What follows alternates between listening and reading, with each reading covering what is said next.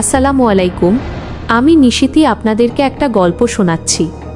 এই গল্পটা কিন্তু অনেক ভয়ঙ্কর। মনোযোগ দিয়ে শুনবেন। গল্প শেষ হওয়ার পর আপনাদের কেমন লাগলো তা অবশ্যই কমেন্ট করে জানাবেন। আর হ্যাঁ, আপনাদের কাছেও যদি কোনো এমন ভয়ঙ্কর ভূতের গল্প থাকে তবে সেটি আমাদের কাছে পাঠিয়ে দিন। আপনাদের পাঠানো গল্প আমাদের এই চ্যানেলে বলা হবে। শান্ত নদীর গভীরে আতঙ্ক। আমাদের গ্রামের পাশ দিয়ে বয়ে গেছে যে নদীটি, তাকে বাইরে থেকে দেখলে মনে হবে কতই না শান্ত আর নিরীহ। কিন্তু প্রবীণরা বলেন এর গভীরতা কেবল জলের নয়, অনেক পুরনো এক অতৃপ্ত আত্মার। শত বছর আগে এই নদীপথেই চলাচল করত এক কুখ্যাত জলদস্যুর জাহাজ। নাম তার কালী জিহ্বা। সেই দস্যুরা শুধু লুটপাট করত না, তাদের হাতে খুন হয়েছিল শত শত নিরীহ মানুষ। এক রাতে গ্রামের মানুষের মিলিত প্রতিরোধে জাহাজটি ডুবে যায় নদীর একেবারে গভীরে। দস্যুদের সর্দার, যার নাম ছিল শঙ্কর, সে নাকি ডুবে যাওয়ার সময় অভিশাপ দিয়ে গিয়েছিল, এই নদী আমার, এর জল আমার প্রতিশোধ নেবে। রাতের ফিসফিসানি। বছরের পর বছর কেটে গেলেও শঙ্করের অভিশাপ মিথ্যা হয়নি। বিশেষত অমাবস্যার রাতে, যখন গ্রামের আকাশ তারার আলো থেকেও বঞ্চিত হয়, তখন নদীর ঘাট থেকে এক অদ্ভুত ফিসফিস শব্দ শোনা যায়। গ্রামবাসী এটাকে বলে জল টানার ডাক। তখন নদীর কালো জল থেকে দুটি জিনিস উঠে আসে।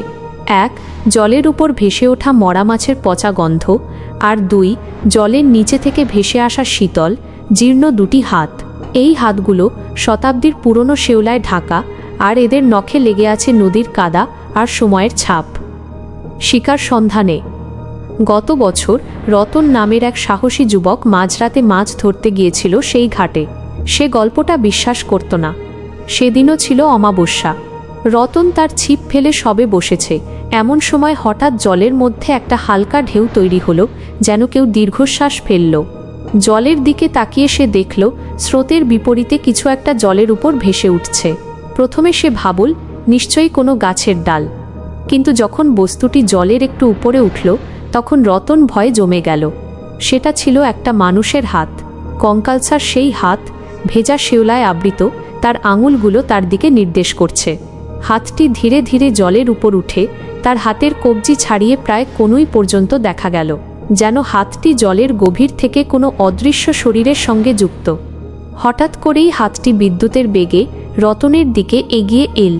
রতন পালাতে যাবে, তার আগেই হাতটা তার পায়ের গোড়ালিতে সজোরে চেপে ধরল। বরফের মতো ঠান্ডা সেই স্পর্শে রতনের সর্বাঙ্গ জমে গেল। হাতটা তাকে টেনে নিচে নামাতে শুরু করল। রতন আর্তনাদ করতে চাইল, কিন্তু গলা থেকে স্বর বের হলো না। নদীর জল তার মুখ পর্যন্ত উঠে এল। শেষ মুহূর্তে রতন তার হাতের ধারালো ফিসিং ছুরিটা দিয়ে কোনো মতে হাতটির আঙুল লক্ষ্য করে আঘাত করল। একটি বিকট চাপা গোঙানির শব্দ হলো জলের নিচ থেকে। হাতটি রতনকে ছেড়ে দিয়ে সঙ্গে সঙ্গে জলের নিচে মিলিয়ে গেল, আর নদীর জল কিছুক্ষণের জন্য লাল হয়ে উঠল। রতন সেদিন কোনো মতে জ্ঞান হারিয়ে পাড়ে উঠে আসে। এরপর থেকে সে আর কখনো নদীর ঘাটে যায়নি।